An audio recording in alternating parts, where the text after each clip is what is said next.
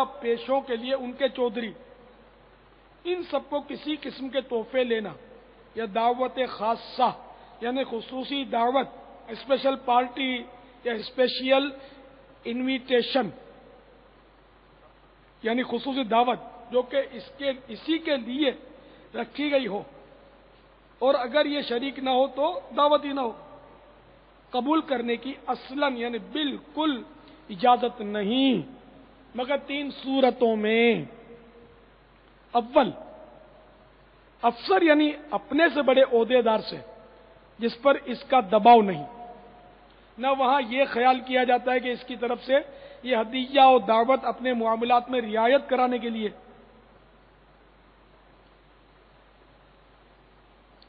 دوم یعنی 2، ایسے شخص سے جو اس کے منصب یعنی عہدے سے پہلے بھی اسے ہدیہ یعنی تحفہ دیتا ہو، یا دعوت یعنی گفٹ دیتا ہو یا دعوت کرتا تھا، بشرطے کہ اب سے اسی مقدار پر ہے، ورنہ زیادت یعنی اضافہ روا جائز نہ ہوگی۔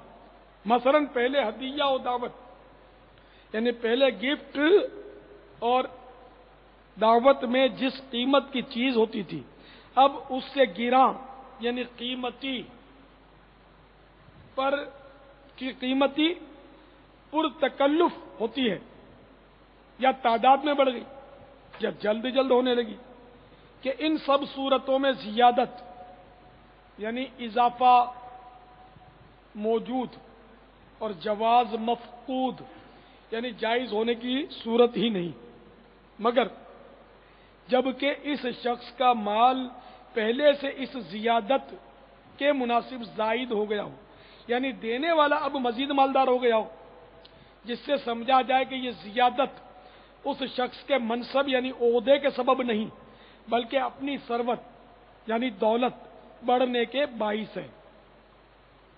سوم یعنی 3، اپنے قریبی محارم سے یعنی اپنے قریبی ریلیٹیوز سے، جیسے ماں باپ، اولاد، بہن بھائی، مگر نہ چچا ماموں خالہ پھوپھی کے بیٹے کے، یہ محارم نہیں،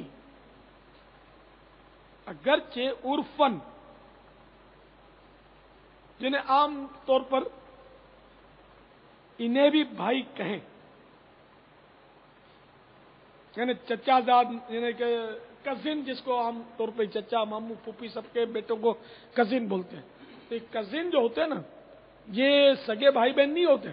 عام طور پہ لوگ بولتے ہیں کہ ہمارا بھائی ہماری بہن ہے، یہ بھائی بہن نہیں ہے، بلکہ یہ تو ذی محرم بھی ان کو نہیں کہا گیا، ان سے تو شادیاں بھی جائز ہے، یعنی یہ وہ محارم نہیں ہے جس سے رشتہ ہمیشہ نکاح ہمیشہ کے لیے حرام ہو، تو اس لیے یہ وہ رشتہ دار نہیں ہے، بلکہ ان میں تو آپس میں شرعی پردہ ہے۔ مزید فرماتے ہیں، پھر جہاں جہاں ممانعت ہے اس کی بنا یعنی بنیاد پر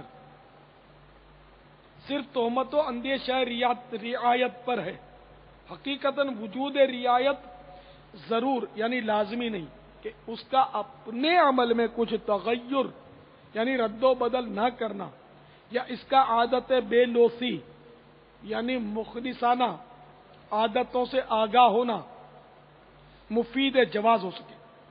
دنیا کے کام امید ہی پر چلتے ہیں، جب یہ دعوت و ہدایہ یعنی گفٹس قبول کیا کرے گا تو ضرور خیال جائے گا کہ شاید اب کی بار کچھ اثر پڑے، کہ مفت مال دینے کی تاثیر مجرب و مشاہد یعنی دیکھی بھالی ہے، اس بار نہ ہوئی اس بار ہوگی، اس بار نہ ہوئی پھر کبھی ہوگی، اور یہ ہیلا کہ اس کا ہدیہ اور دعوت یعنی اس کا گفٹ وغیرہ بر بنائے اخلاق انسانیت ہے، نہ بر لحاظ منصب، یعنی عہدے کی وجہ سے میں تھوڑی دے رہا ہوں، میں تو ویسے ہی اخلاق کی طور پر دے رہا ہوں، یعنی یہ کہنا بھی کافی نہیں ہے۔ اس کا رد خود حضور اقدس سید المرسلین صلی اللہ تعالی علیہ وآلہ وسلم فرما چکے ہیں، جب ایک صاحب کو تحصیل زکوٰۃ یعنی زکوٰۃ وصول کرنے پر مقرر فرما کر بھیجا تھا، انہوں نے اموال زکوٰۃ حاضر کیے اور کچھ مال جدا رکھے، کہ یہ مجھے ملے ہیں. فرمایا اپنی ماں کے گھر بیٹھ کر دیکھا ہوتا کہ اب کتنے تحفے ملتے ہیں. یعنی یہ ہدایت صرف اسی منصب کی بنا پر ہے. اگر گھر بیٹھا ہوتا تو کون آ کر دے جاتا. تو اس سے بھی پتا چل رہا کہ وزیر صاحب گھر بیٹھے ہوتے, کرسی کا نام نہ لیتے تو کون ان کو مطلب تحفے اور گفٹ اور اجرک اور یہ چادریں پہناتا اور مٹھائی کے ڈبے پیش کرتا. تو اس لیے سب جو بھی عہدے دار ہیں وہ سوچ لیا کریں کہ جو خدمت ہو رہی ہے وہ آپ کی نہیں ہو رہی, معاف کیجیے آپ کے عہدے کی ہو رہی ہے. اور اگر آپ کا عہدہ چلا گیا اور آپ پاورفل نہیں ہوگے نا تو یہ آپ کو پانی بھی نہیں پلائے گی یہ قوم جو اپنے مفاد کے لیے آپ کی خدمت کر رہی ہے. تو دینے والے بھی نہ دیں اور لینے والے بھی نہ لیں, مخلص بن جائیں, حلال روزی پر قناعت کریں. انشاءاللہ دونوں جہاں میں بیڑا پار ہوگا. اور کسی کے پاس عہدہ ہے اور اس کا فائدہ اٹھا سکتا ہے تو ایسا فائدہ اٹھائے کہ وہ اللہ کی مخلوق کی خدمت کرے, مظلوموں کی مدد کرے, نہ کہ ظالموں کے ہاتھ مضبوط کرے, نہ کہ خود ظالم بن کر مسلط ہو جائے. کہ ظلم کا انجام جو ہے وہ بالآخر تباہ کن ہے. کہ پھر ظالم کو پچھتانا پڑے گا. کہ قرآن پاک میں ما اغنا عنی مالیہ ہلک عنی سلطانیہ, میرا سارا مال جاتا رہا,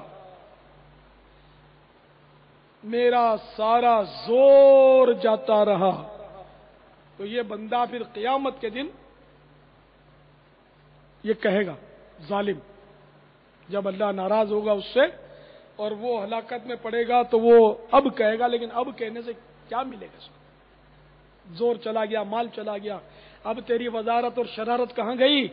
تیرے اشارے سے فائر ہوتا تھا, بندہ گر جاتا تھا آبا میدان میں. اب دیکھ کیا ہوتا ہے, کچھ بھی نہیں بنے گا. اب بھی توبہ کر لو, حقوق العباد جتنے تلف کیے جیتے جی ادا کر لو. میں صحیح مشورہ دیتا ہوں آپ کو, بہت اچھا مشورہ ہے آپ کی آخرت کی بہتری کے لیے. جو بھی ایسا کرتا ہو اس کو مرنے سے پہلے سنبھل جانا ہے. اگر نہیں سنبھلے گا تو دنیا میں بھی انجام بہت برا ہوتا ہے ظالموں کا. بارہا ہم نے دیکھا ہے, تجربہ کار آدمی ہوں, کتے کی موت مارے جاتے ظالم لوگ. کوئی مطلب رحم کھانے والا نہیں ہوتا ان پر, کوئی ہمدردی کے دو بول بولنے والا نہیں ہوتا. اور آخرت جو داؤ پہ لگی وہ الگ. تو ابھی توبہ کر کے پیر پکڑ کے لوگوں کے معافی مانگو, ابھی راضی کر لو جو جو حقوق العباد تلف کیے. ورنہ یاد رکھو اللہ تعالیٰ کی پکڑ بہت مضبوط ہے, اس کی گرفت سے کوئی بھی نہیں چھوٹ سکتا. اور اللہ تعالیٰ جبار و قہار بھی ہے, اس کے غضب سے پھر کوئی نہیں چھڑا سکے گا. نہ سلطنت کام آئے گی, نہ عہدہ, نہ منصب, نہ حکومت آپ کو بچا سکے گی, نہ اقتدار آپ کو بچا سکے گا, نہ اسلحے کا ڈھیر, نہ بموں کا انبار آپ کے کام آئے گا. کچھ بھی کام نہیں آئے گا. تو ہوشیار, خبردار, سنبھل جائیے اور اللہ تعالیٰ کے عاجز بندے ہو کر زندگی گزاریے. ٹھیک ہے, لوگ جو بھی کہیں پھر آپ کو کوئی بات نہیں. اگر کوئی تانے دیتا ہے, کوئی تشنیع کرتا ہے, کوئی برا کہتا ہے, کوئی بزدل کہتا ہے, یہ بھلے کہیں, کوئی پرواہ نہیں. رب راضی ہوتا ہونا تو یہ سب دنیا کی ذلتیں منظور ہیں. رب کو ناراض کرنا یہ حقیقت میں عقل مندی نہیں, خدا کی قسم بہت بڑی حماقت ہے. تو اس لیے اللہ تعالیٰ کو راضی کر لے بندہ, اور دنیا جو کہتی ہے اس کو کہنے دے. دنیا کسی کے کام آئی نہیں ہے جو آپ کے کام آ جائے گی, کسی کے کام نہیں. بے وفا دنیا ہے, یہ دنیا بے وفا آخر فنا